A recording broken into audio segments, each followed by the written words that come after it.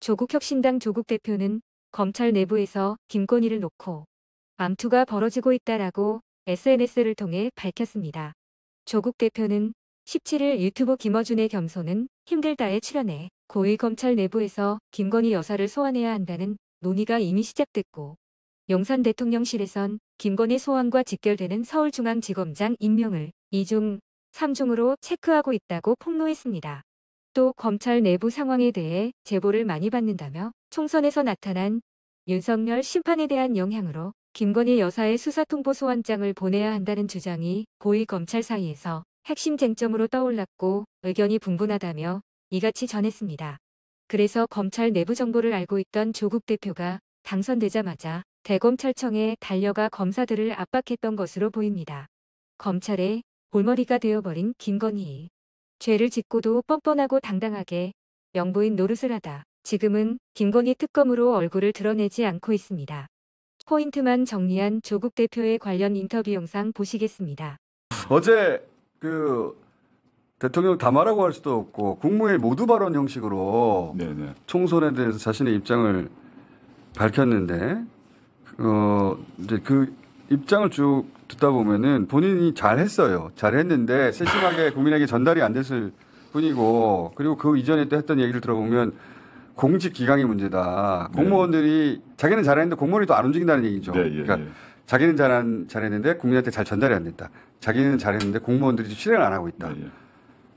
그러면서 공직 기강 얘기하고 정말 황당했습니다. 이제 국무회의 발언인데 일단 자기는 국정 기조를 잘 잡았고 애를 썼다. 그러나 미세한 게 부족했고 그러나 공무원이 문제가 있고 그러나 국민들에게 뭐 이런 식으로 항상 그 단어 문장 구조가 그렇게 하지만 자기는 잘했는데 네. 하지만 세심한 영역에서 부족했다고 생각합니다. 어려운 서민들의 삶을 훨씬 더 세밀하게 챙겼어야 했습니다. 그렇지만 근본적인 고금리로 고통받는 민생에 충분한 도움이 되지 못했다고 생각합니다.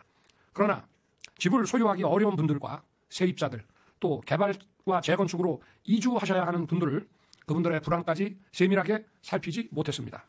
그러나 주식시장에 접근하기도 어려운 서민들의 삶에 대한 배려가 미흡했습니다. 최선을 다했습니다만 정책과 현장의 시차를 극복하는 데 부족함이 많았다고 생각합니다. 중소기업, 소상공인, 많은 근로자들에게까지 온전히 전달되는 데는 미흡했습니다. 지원도 엄청나게 늘리기는 했습니다. 그러나 아직 많은 청년들이 변화를 체감하지 못하고 하지만 아직 현장의 문제를 다 해결하기에는 결국 아무리 국정의 방향이 옳고 좋은 정책을 수없이 추진한다 해도 민생을 위한 것이라면 어떠한 일도 마다하지 않을 것입니다. 그러면서 섬세하지 못했다. 저는 대통령 본인의 생각일 수도 있고 참모의 생각일 수도 있는데 이런 상황에서 맨 처음에 해야 될 일은 제가 대통령 참모였지 않습니까? 예.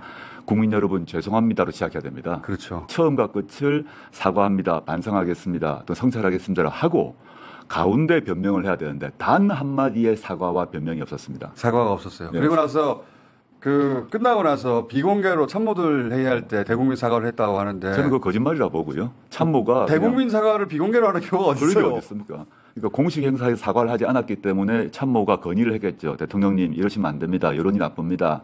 제가 그냥 흘리겠습니다. 우리 참모회의에서 사과했다고 흘리겠습니다. 그럼 그렇게 해. 이렇게 했을 가능성이 많고요. 여하튼 그런 엉터리 사과, 참모 대상 사과 아닙니까? 그렇죠. 그런 사과는 아니기 때문에 저는 국정 기조는 잘했고 자기의 철학은 옳은데 밑에 장관들이 공무원들이 잘못했다 또는 국민들이 못 알아들었다 이렇게 말하는 거였거든요. 저는 말도 안 되는 생각이 들고 저는 아직도 문제의 핵심을 모르고 있다. 이 총선 참패 후에도 모든 문제의 근원이 대통령 자신임을 인식 못하고 있는 거고 옛날에 클린턴 대통령 선거할 때 유명한 영어 구호 있지 않습니까? 네. 그 약간 바꾸면 stupid, it's you 이거죠. 그 당시는 이제 경제다, it's the economy라고 그랬는데 stupid, it's you인 거예요. 그거를 지금 모르고 그것을 참모들이 얘기를 안 한 겁니다. 당신이 문제입니다. 말하다간 잘리니까. 그러니까요. 네. 이게 이제 공무원들이 문제라고 하는데 공무원들의 표심은 세종시를 통해 확인이 됐죠. 글쎄 말입니다. 언론 보도에 났습니다만은 세종시가 우리나라 엘리트 공무원들이 모여 있는 가장 많이 곳인데 사는 도시인데 거기서 비례투표에서 조국혁신당이 1등을 했거든요. 30%를 넘겼어요. 네, 거기서는 30, 맞습니다. 30.01%인데 국민의 미래를 제치고 1위를 했어요. 예. 저는 이거를 어떤 의미를 갖나 하면 드디어 공무원들이 윤석열 대통령을 이제 직시했고 더 공무원들이 윤석열 대통령의 이제 무능함, 무지함을 알게 된 것이고 그걸 표로 심판을 했는데 제한테 이제 이번 총선 이전에 그때 지난번 한번 나왔을 때도 총수께서 질문을 했는데 여러 연락 오지 않냐 했지 않습니까? 공무원들이 그 밝혀지지 않는 방식으로 접촉을 해 오는데요. 거기서 꼭 하는 말이 무능하다, 무책임하다 말 말고 동시에 하는 말이 있어요. 대통령을 접한 사람들일 건데 너무 무례하다는 겁니다. 아, 무례하죠. 공무원들을 대하는 태도가 무례하죠. 매우 예. 무례하대요. 그래서 자기가 참 상처를 받는데요, 공무원들이. 각 분야의 전문가인데 전문가 인정 안 해주죠. 인정 안 해주죠. 예. 그 공무원들은 부하, 예. 하인 대하듯이 대하는 태도가 있는 거죠. 그럼 공무원들이 어쩔 수 없이 참다가 총선 시기에 세종이 공무원들의 그 집합 지역 아닙니까? 집합 그쵸. 거주 지역인데 예. 거기서 조국혁신당이 가장 강하게 윤석열 정권과 싸우고 윤석열 대통령을 비판했는데 1등을 만들어준 거죠. 저는 레임덕의 시작이다. 1차 레임덕은 공무원으로부터 공무원들의 이탈인데 공무원들의 이탈이 시작되었다라고 저는 보고 심리적 있습니다. 이탈은 진지하게 됐고요. 물론이죠. 예. 예. 진짜 레임덕이 이제 시작된 것 같은데, 근데 그 상황 인식도 없는 것 같아요. 지금 어제 모두 발언을 보면 아 지금 무슨 일이 벌어지는지 진짜 모르는구나. 저는 결정적인 사건 두세 개가 더 발생할 것이라고 생각이 들고 그랬을 때 아주 무참한 방식으로 사과를 하는 날이 올 것이라고 봅니다. 사과를 할지는 모르겠어요. 검찰개혁에 최전선에 서 계시기 때문에 검찰 관련해서 여러 가지 제보도 있지 않습니까? 검찰 내부의 분위기라든가. 네, 실제 있습니다. 그저 있고요. 대체로 검찰 내부의 분위기는 어떻답니까? 지금 검찰 내부에 특히 고위 검찰 내부의 핵심적 쟁점은 김건희를 소환해야 되나 말아나입니다. 지금 거기가 그 내부적으로 논쟁이 이미 시작되었고 안녕하세요. 서울 이제 개선 라인으로 보게 되면 그 법무부 장관, 검찰총장, 서울중앙지검장, 그 다음에 밑에 있는 그 차장들, 그 다음에 부장까지 이어지는데 그 내부에서 김건희 소환을 해야 된다, 말아야 된다로 이미 논쟁이 시작되었고 그게 바로 벌써 그림이 떨어졌네요. 네, 네. 다음 인사 문제로 직결되는데 서울중앙지검장을 어떻게 할 것인가가 김건희 소환과 직결되거든요. 그렇죠. 그래서 그 서울중앙지검장 임명은 지금 용산에서 매우 고민 중인데 잘못 임명했다가는 김건희 소환에 손을 들어줄 수가 있는 거죠. 근데 그건 그 임명하기 전에는 모를 텐데. 모르니까요. 그렇죠. 그래서 몇 번에 걸쳐서 그 2중, 3중에 체크를 하고 있는 것 같고 그에 대해서 현재 그 후보들이 여러 가지 방식으로 의사표시를 하고 있다고 제가 들었고 현재 중앙지검장 같은 경우도 고민 중에 있나 봅니다. 자기가 어떻게 검사 생활을 마무리해야 되나. 현재 중앙지검장이 송경호 지검장인데 윤석열 대통령의 오른팔 왼팔쯤 되거든요. 예. 근데 이 사람도 자기가 김건희 건을 어떻게 마무리해야 자기가 어떻게 기억될 것인가. 그렇죠. 윤석열 정권 종료 후에 말이죠.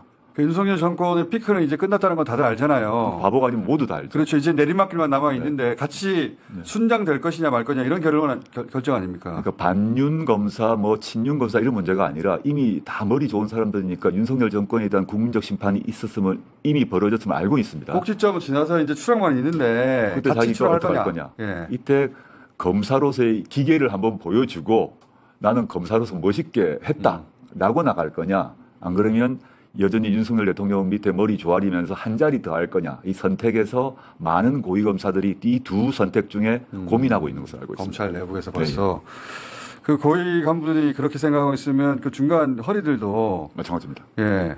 그래서 1차는 그 수사팀에서 김건희 여사에 대한 소환 통지를 정식으로 보낼 거냐 안 보낼 거냐로 지금 경론이 벌어지고 있는 거라. 그래서 그 다음날 바로 달려가가지고 즉각 소환하라고 네. 하신 거구나. 검찰이 수사에 나서지 않는다면 김 여사는 특검의 소환 조사를 받게 될 것입니다. 다시 한번 말씀드립니다. 김건희 여사를 즉각 소환해 조사하십시오. 마지막 경고입니다. 들은 이야기가 있기 때문에 네, 예. 그게 소환장을 보내느냐 안 보낼 그러면 어느 쪽이든 선택을 해야 되거든요. 그렇죠. 한쪽에서는 보내야 됩니다. 한쪽에서는 보내다가는 큰일 납니다. 두고 보시죠 한번. 둘 다 큰일 날 일이죠. 네, 둘 다. 하나는 당장 큰일 나냐, 나중에 큰일 나냐. 양쪽 그룹이 모두 자기들의 검사로서의 명운을 걸고 지금 있는 거죠. 그게 팽팽한 정도라고 합니까? 그거는 수는 잘 모르겠습니다. 근데 확실히 소환해야 된다는 입장이 확실하게 생긴 것은 사실입니다. 저도 작은 힘이나마 보태고 싶습니다. 축하의 말씀드리겠습니다. 감사합니다. 웃긴 이야기인데 예 재밌었습니다.